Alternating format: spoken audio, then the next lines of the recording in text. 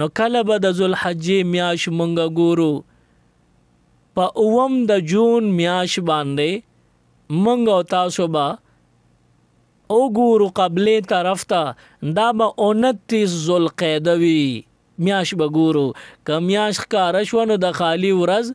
دا 1 ذوالحجه شوه که میاشت ښکاره نه شوه نو ذوالقعدې میاشت د 13 شو د اتوار ورځ دا په پټو سترګو بیا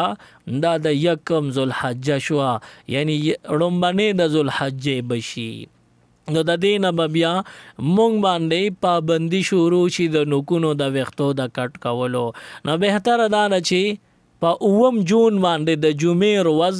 په دې باندې خلک د جمعې مانځه ته ځان تیاروي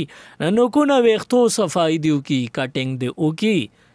او دې نه پس تر د اختره پورې د نوکونه ویښته کټ کوي دی نه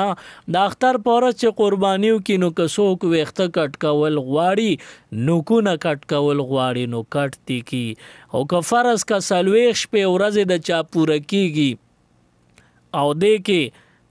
د اختر ته یو څو ورځې پاتې شوې نو بیا په دې خبره عمل مه کوه چې نوکونه ویښته مه کټ کوه نه اوس ویښتو نوکونه کټ کا